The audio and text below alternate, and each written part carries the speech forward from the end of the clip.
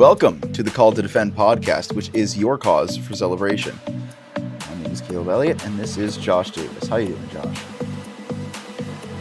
Are we really the cause of celebration? It'll make more sense once we get into it.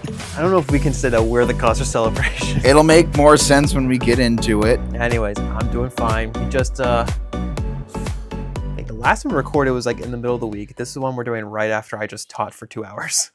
So I'm not in the hot seat today. Hour 15, hour and a half. I rounded up. That was a generous roundup, but okay. All right. I usually teach for 2 hours. Today I didn't. But yeah. And now it's your turn to run today. It is. I will say, so we have similar length in terms of notes, but my font is bigger because I'm old and I can't read.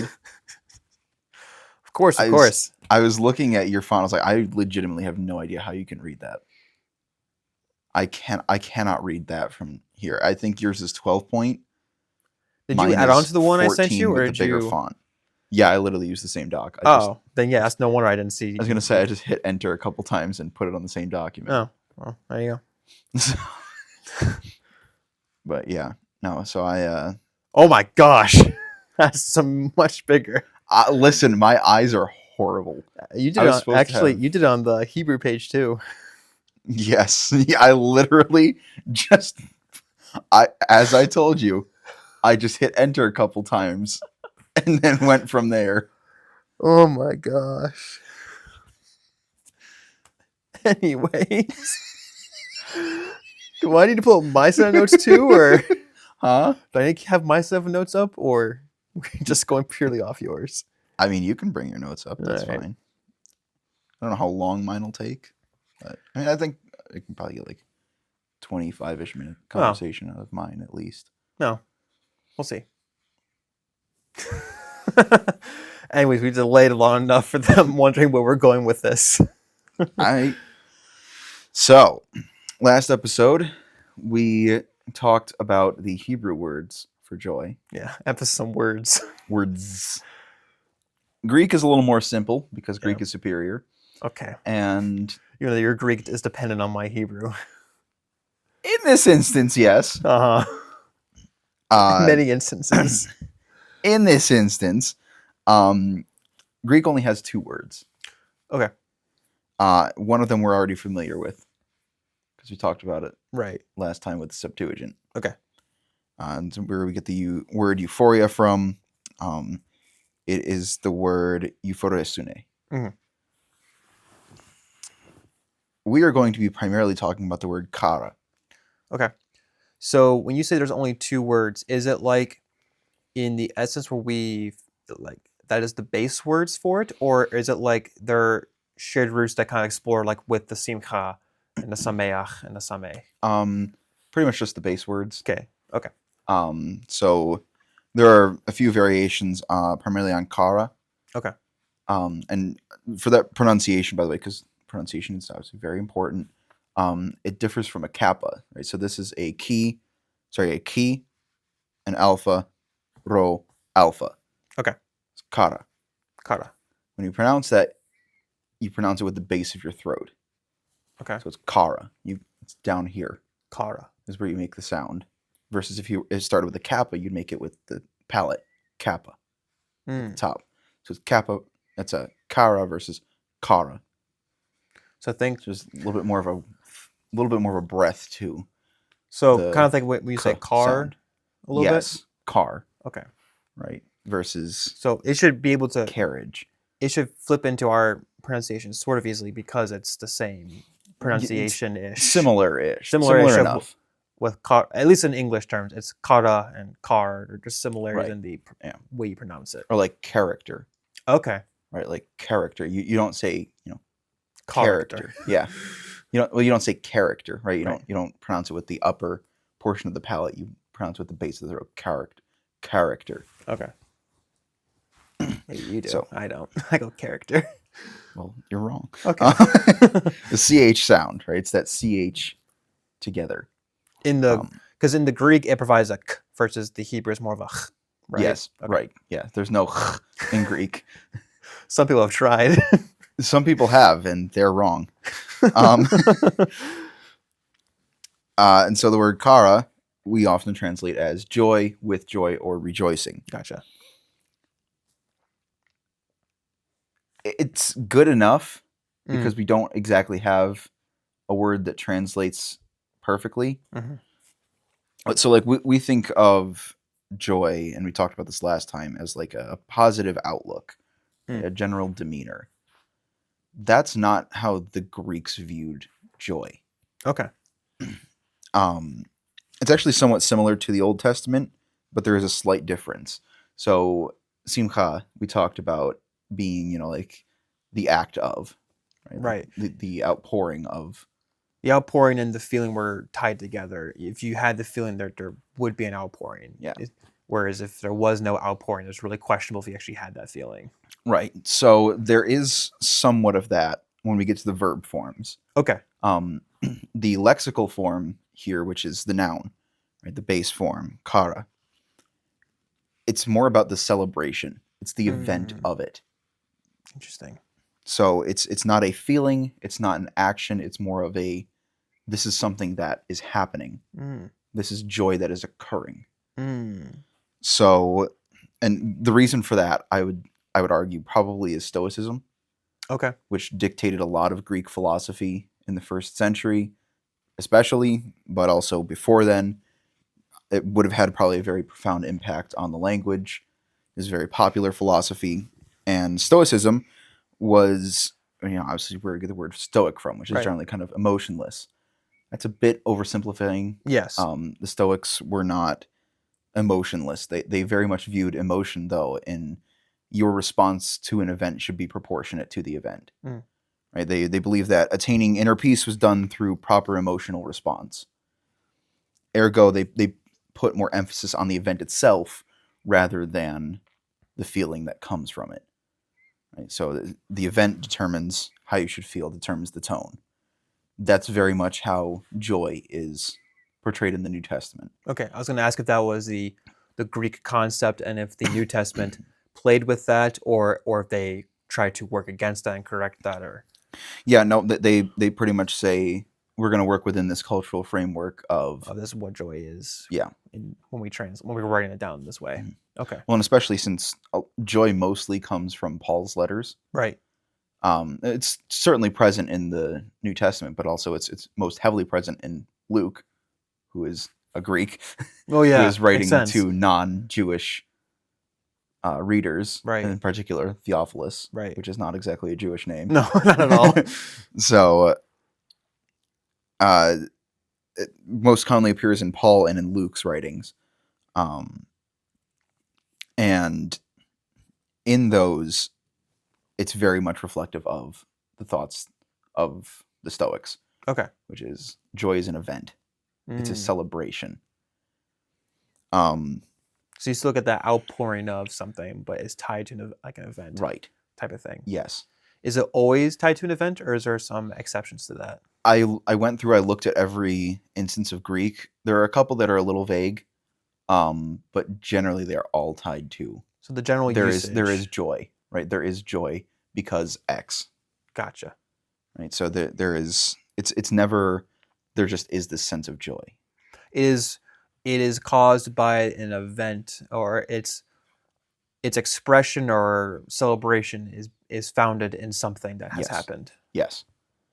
Or it's founded in something that you ought to reflect on, which we'll get to. Gotcha.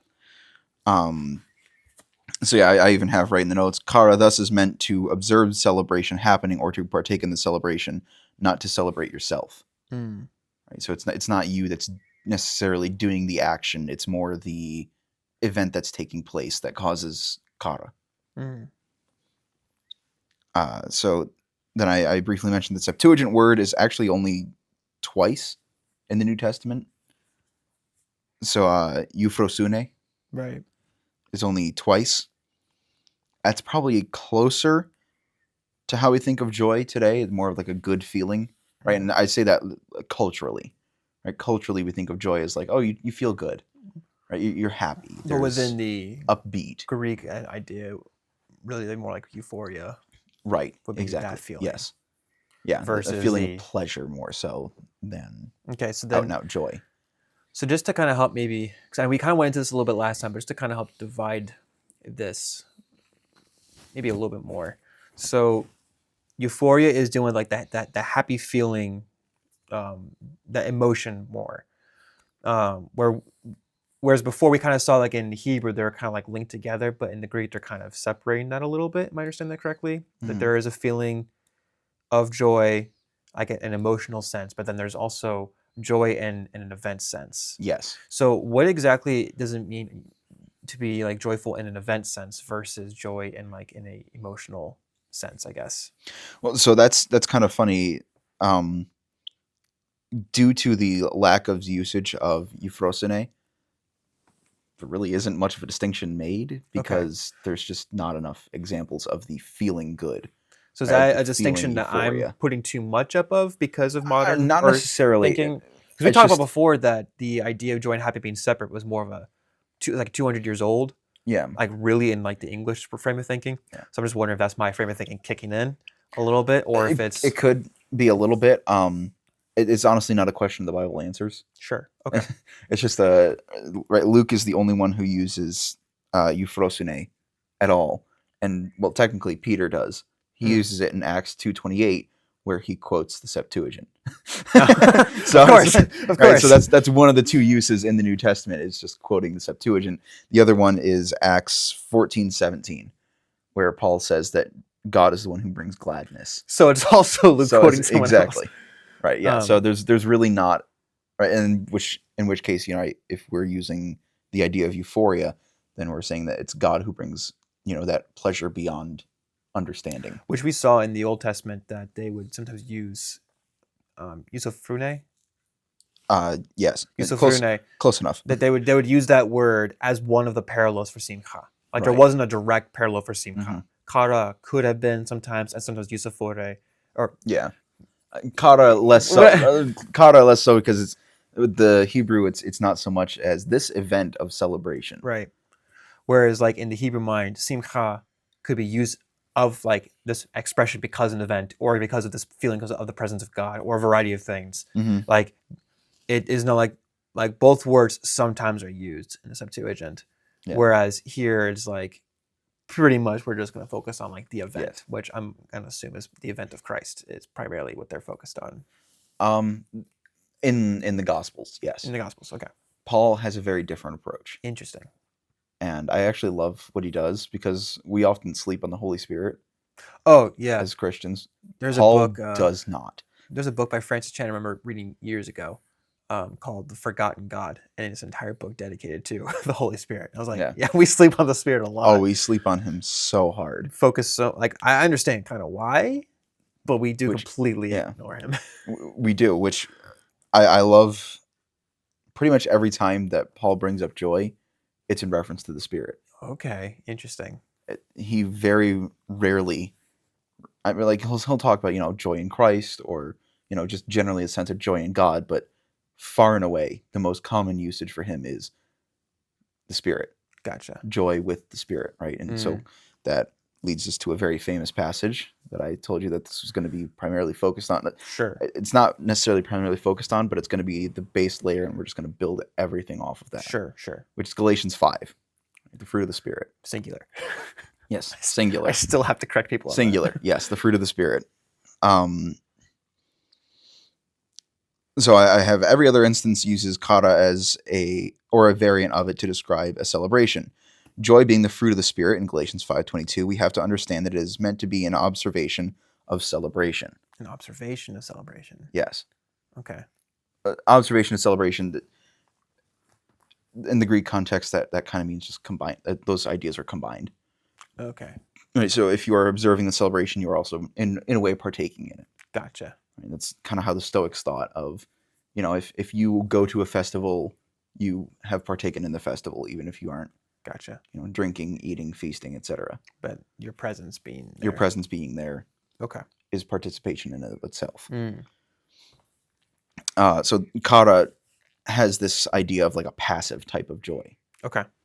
Where it's not like you are continually in the state of like gladness or happiness or something like that. Like it's not this continual idea of outpouring. It's not euphoria.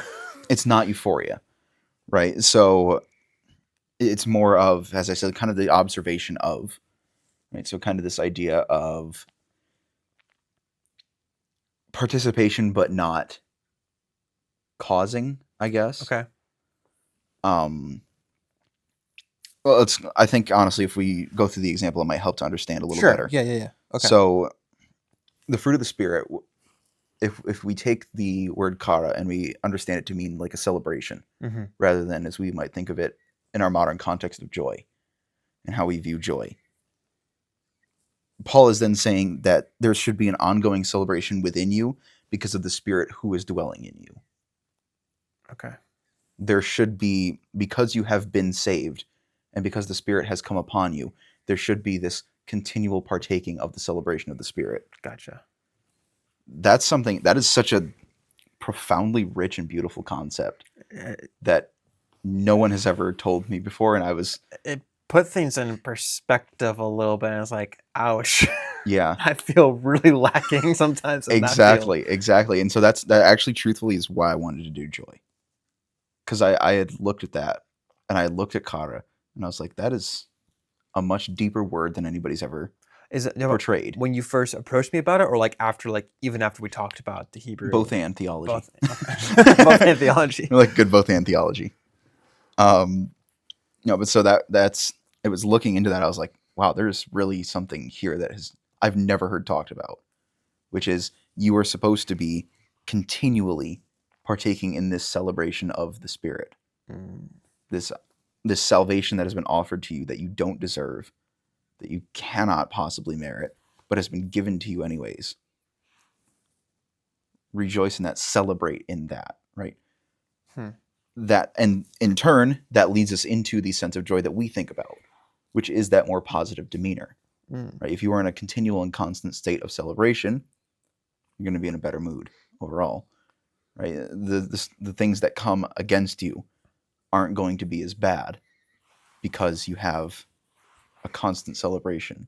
So within the Galatians context, it's talking about like that, I don't want to say happy feeling, but that internal, there's something internal that will cause an outpouring of. Yes. So if we were to combine, which is very important for the Galatians. I'll say if we combined, as they should, the Old and New Testament, this would be like the celebrating internally for there to be the outpouring of the gil, as we talked about, that really huge expression. Yeah. That word that we were like, why is that not there in the Greek?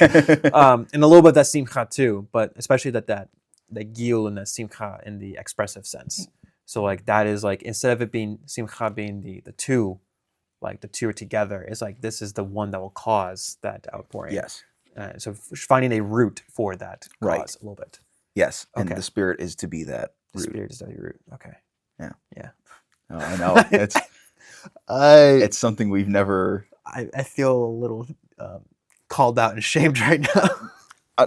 Dude, you are where I was a few weeks ago of like just, oh wow, I do not celebrate the Spirit enough. Well, I was even thinking that on the drive. I was like thinking about like, I was reflecting on the simcha part because we just spent that time talking about it. I was like, dang, I don't do this. No. And it's like, man. And I remember I said this in the sermon, but I got it from Alistair Begg. It was an analogy just kind of stuck with me fairly quickly and fairly well. He's like, when you think about fruit of the Spirit, it's supposed to be one fruit. I mean, you can't have one of the other. You can't cherry pick which one you want and say this. It's like it has to be all together. And he said, you're jumping ahead of my notes. Sorry. Yes. No, you're okay.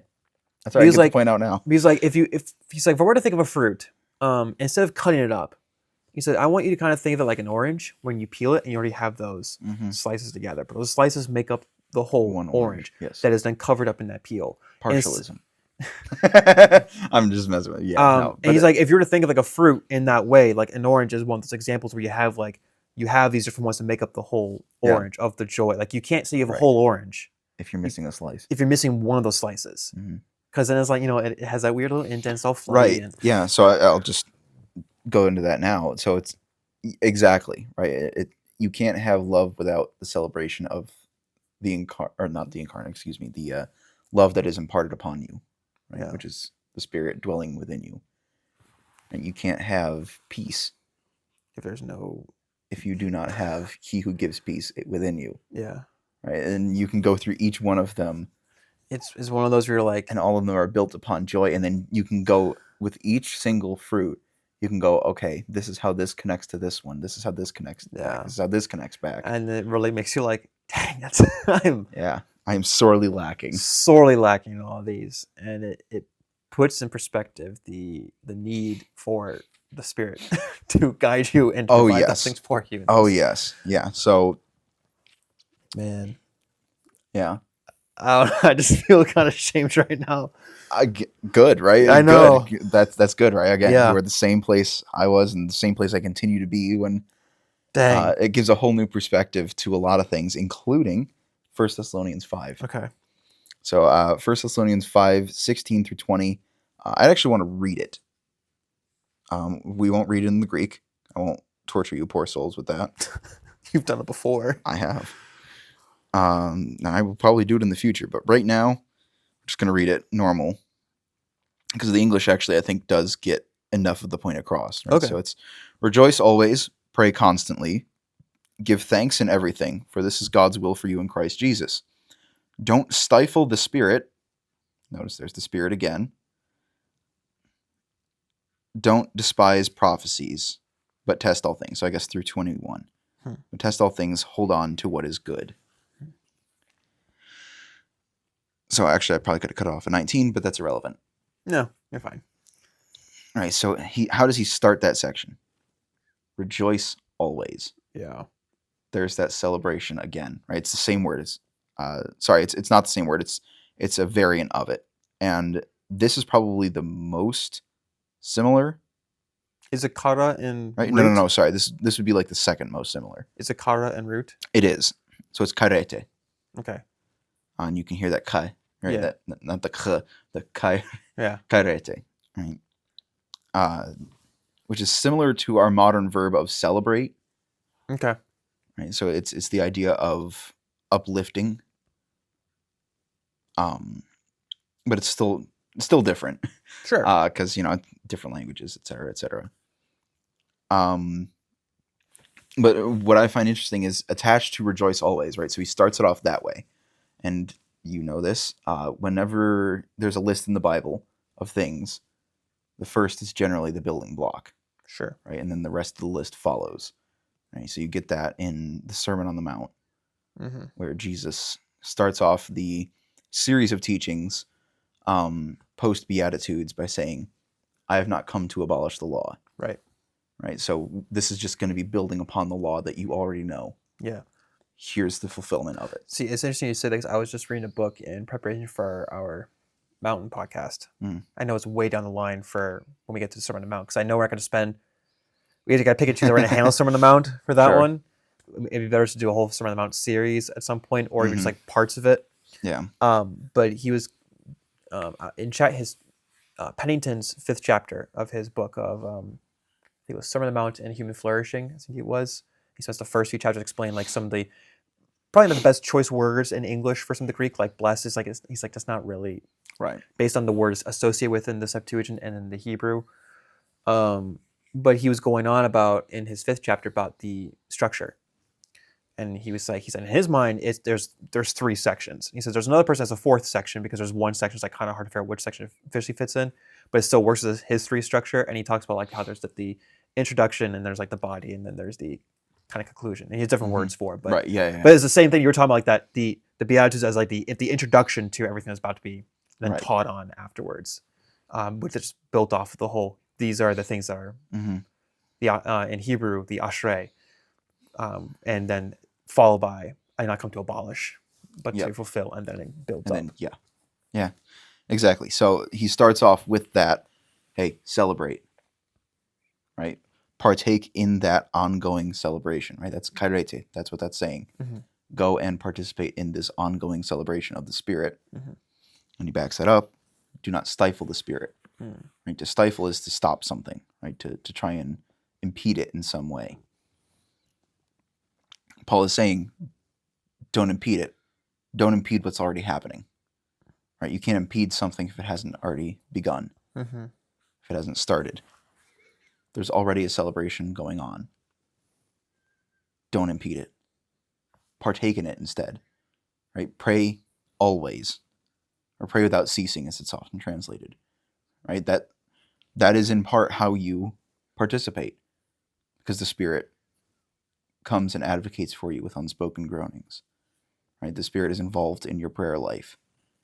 Involve Him. Continue to celebrate with Him. Right? Give thanks. Mm-hmm. Right? You were thanking God for everything. That is also a form of the celebration. Right? It's an honoring of the honored, not guest, of the host. It's an honoring of the host of the celebration. Right? And then he closes it out with, "Do not stifle the Spirit." Right? Well, he goes on to say, But in accept that what is section, good. Right. Well, and even in that section, he says, and do what is good, stay away from what is evil. Mm-hmm. Which is in part of the celebration. Right. So, and it probably is a both and-ish. You're probably throwing the context. Is it one of those where it's talking about like the internal specifically, or is it referring to like the corporate a little bit, or is it probably more like a both and? we'd like a good both and Both theology. and. I was just curious about like his. I can't remember what the exact context of that specific section was. So the exact context of 1 Thessalonians 5 is he's just wrapped up his teaching on eschatology. And so this is also his, but don't get ahead of yourselves, right? Because he gives 1 Thessalonians 4 of, God is coming. There will be a time of judgment. You will start to notice things that are happening. And then 1 Thessalonians 5 is he says, but don't get ahead of yourself. Right? Don't be patient, or do be patient, right? Don't get ahead of yourself. Be patient. You're not going to know when it's going to happen, right? But it's coming. It may not happen in your lifetime, but it's something still for you to look forward to and for you to have hope in. Sure. In the meantime, celebrate in the Spirit. Gotcha. Right. And so that's kind of where he goes with that. Interesting. So we're going to keep going with Kairete. We're going to switch to a whole different book, which is 1 Peter. Okay. We're going to go to 1 Peter 4, verse 13. Peter, because he hates you, uses 3 different words that can be translated as joy, rejoice, all in the same sentence. So clearly, because Peter was clearly thinking about you in the 21st century, about you having to translate this. He wasn't thinking about his Greek readers at all. Well, and the funny part is, we know Peter had a translator, right? Mark. Yeah. So likely Peter did not speak Greek. So really, I'm pinning the blame on Peter. It's Mark's fault. Or it's whoever was scribing for him here into Greek. Perhaps Peter learned later on, although he's probably executed not long after the Gospel of Mark. So, well, I was so as you know, so at the time we're recording this, I'm in the middle of recording and editing my set of videos on context for the letters, and oh yeah, I didn't even think about that. Yeah, 1 Peter. Yeah. So 1st and 2nd Peter, and based on when he died, they're saying like, in order for us to understand when these letters were probably written, they gotta be like in the 60s. Especially the second one is gonna be like really borderline close to when he's done, and then the first one like just a couple years or so before, like sometime in the 60s. Yeah. So like very close to. Yeah. So it's Mark's fault then, or again, whichever translator was writing this down to use 3 different words that can all mean the same thing, but also don't mean the same thing. All right. So we have kairete, which we talked about. Yeah. We have karete. Karete. Okay. Which is the same root. Okay. So karete is rejoice. Karete is you may/might rejoice. I see a word that's not at all the same. Correct. You see a word that is not at all the same. It is a nightmare to say as an English speaker. Go ahead and give that a shot. I'm not going to try. Come on, you got it. I don't remember my Greek pronunciations. I'm much better with my Hebrew. So it's agaliomenoi. What the heck was that? Agaliomenoi. Agaliomenoi. Okay, I'm not going to try right now. When I rework on my Greek, I'll work on it then. Yeah, which it's the active, not active. What's the word I'm looking for? It's the ing version. I Oh, can't okay. think of that. I can't think of what that's called. I don't remember what it's called either. Blanking I know what you're really talking hard about. right now. Yeah, it's the ing version of the word exult. Okay. But we often translate it as joy. I think that's a really poor translation. Yeah. No, the same, going back to an early example, Or sorry, rejoice. We often translate it as. There's that one verse in Deuteronomy was like they put gladness. I was like, it doesn't really work there. Yeah. Uh, Well, so it's kind of funny.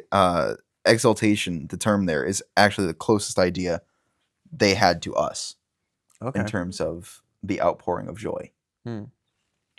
We often think of exaltation as like honoring. They thought of it more like, certainly that's a part of it, right? Because you kind of get that in Matthew 23:12, Mm-hmm. but that's actually not the same word that's used here for exalt. Okay. That's an entirely different word. It doesn't even share a root with it. So, like, I even made a specific note about that in my notes of like, this is not the same word. This is more about status, right? It's more about honoring status than joy. Matthew 23:12 is. Gotcha. Here, 1 Peter, agaliomenoi, is more about exaltation as in celebration, as in the outpouring of joy upon someone. Gotcha. Right. So if we go to 1 Peter 4:13, Mm-hmm. and I will replace the words in the actual sentence. So pray for me here. Instead, kairete, as you share in the sufferings of the Messiah, so that kairete, in the sufferings of the Messiah, as you share in the sufferings of the Messiah, so that kairete, at the revelation of his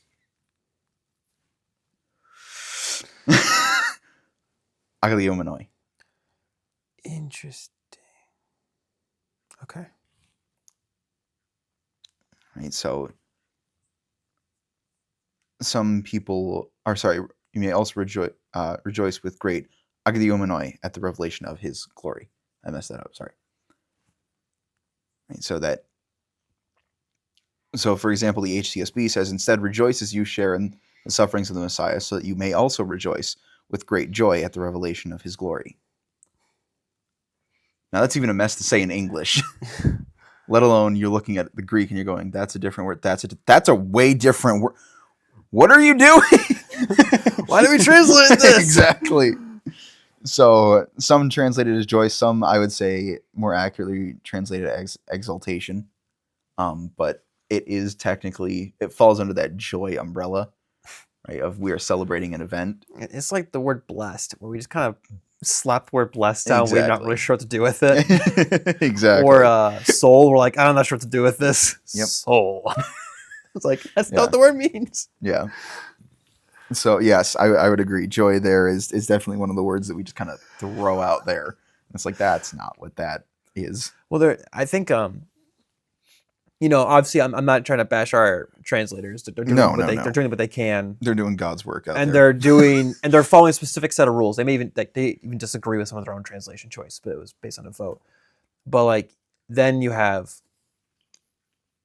as we were, when we were a little more on the layman's side of Christianity, we just kind of read and just didn't really think about the original words, and we're just throwing these Christian words around, and we're like, no idea what they mean at all. Like, I guarantee we could walk up to someone like, what does blessed mean? And be like, it means God has given me a lot of good things. And it's like, oh, that's one word, and that's probably closer to the word that's better translated blessed, even though it's not quite correct. And there's another words like we translate blessed, like that's not what the word means at all. Yeah. Yeah, no, joy is definitely one of those. And especially here, to translate that as word, great joy. Yeah, as great joy. Which with exaltation comes great joy. Sure. In a sense, right? At least in the way that we usually think about it. But again, we're getting back to that point of like celebration. Yeah. Right? I mean, great joy. What is it with great joy? With great joy at the revelation of his glory. Right? Yeah. Again, it's anchored to that event. Yeah. we have to remember that again they were very well aware of how people of their time thought of things. Mm. Right, John, for as basic as his Greek is one of the most brilliant men ever in terms of discussing philosophy. Right? The apostles, the writers, are very well aware of what people thought in their time, and they're using the words of their time to explain these ideas. Yeah. Joy in the New Testament, as I wrote here, kind of closing out, joy in the New Testament is always reflective of God, who he is, and what he has done. Right? He should be the thing that causes us to go and partake of his joy and celebration for the work he does in us. That is the idea anchoring joy in the New Testament. It's not this, as we think of it today, happiness, right? This nice warm fuzzy feeling that you get. That's not what the authors are talking about, right? Particularly Paul, when he's talking about joy, especially, and I'm going to go back to Galatians 5. That's not what he means when he says the fruit of the Spirit is love, joy, peace, patience, kindness, goodness, faithfulness, gentleness, self-control. He is not talking about you should have a nice warm fuzzy feeling, or you should generally feel good about things. It's you should be praising and thanking and celebrating God for everything that he has done. And Peter hits on it too there. Yeah. Which is you ought to have this celebration, this exaltation of God at the revelation of his glory. Mm-hmm. Right? That you may rejoice in it, right? We talked about may several times today. Right? But it's not this may of option. It's that you may have the opportunity to revel in, for lack of a better word, to just be surrounded by this utter and complete celebration of God.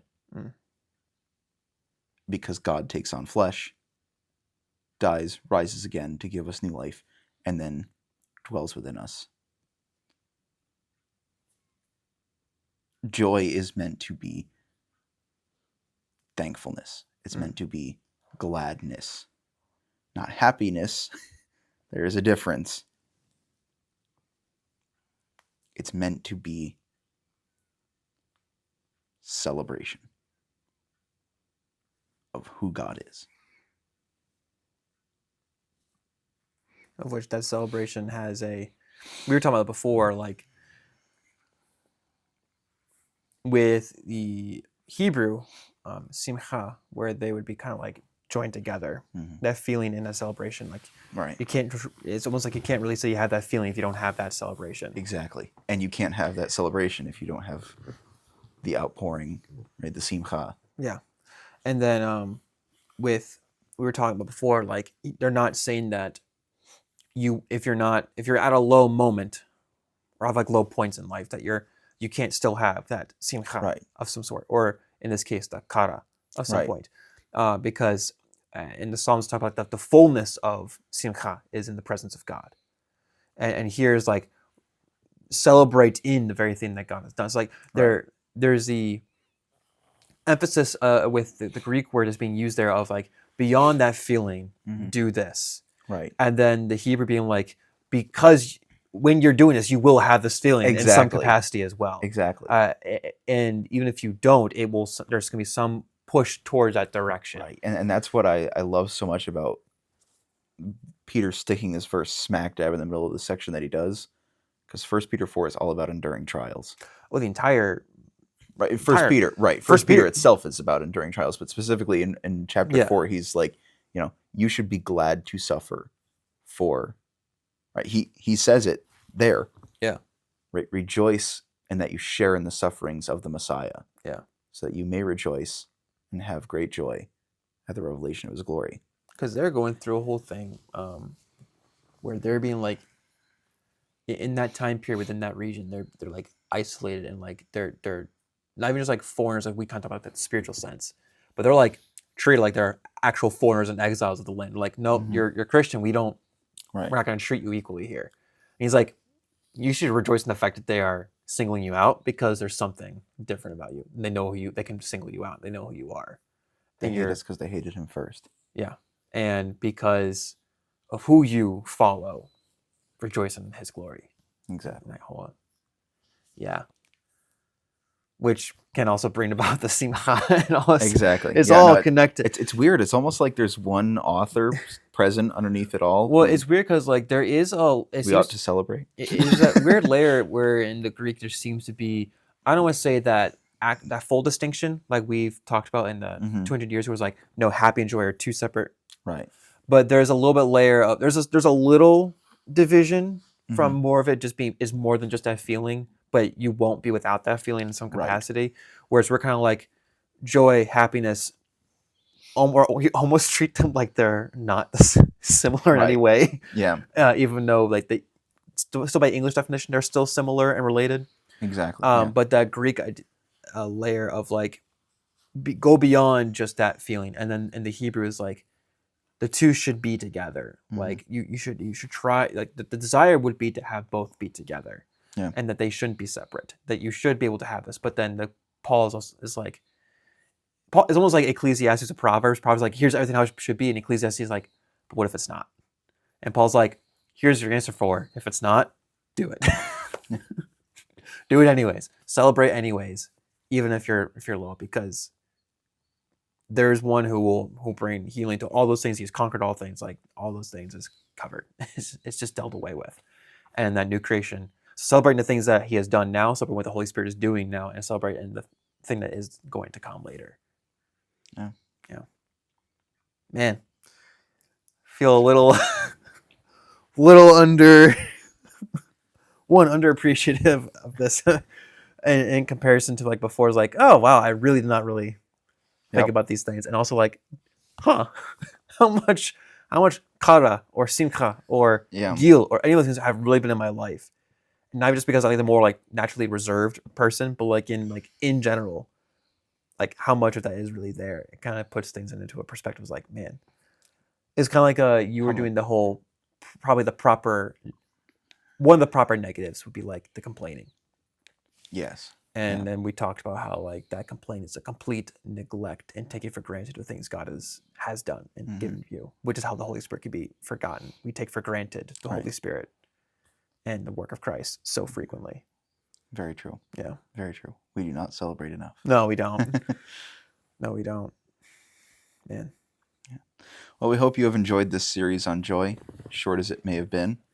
But I feel like it was a good length. It was good. I feel like it was good to just put out a little series. Yeah. I mean, there's obviously more that can be said, right? Oh, there's always more about any topic that can be said, but of course, I feel like we really kind of at least brought maybe some information that you didn't know, which that's the goal. Some reflection. Exactly. Some reflection. At the very least, I hope you feel so abundantly called out. That's how I felt. The second you started, like, oh no, I'm being called out on the spot right now. Right there along with you. Yeah. If you want to be along with us, you can like and subscribe. Costs you nothing, and it helps us out a ton. Thank you for looking at me awkwardly. I think we're going to say more. Okay. Well, and if you want to be along with us, you can like and subscribe. It costs you nothing. It helps us out a ton. And it allows you to be notified of the great content that we come out with, such as these series. If you click the bell, then you'll get notified. If you don't click the bell. So click the subscribe button, press the like button, press the bell button, and leave a comment below. Yeah, leave a comment below. Press all the buttons except for the X button. I was going to say, and the dislike button. Don't press that one.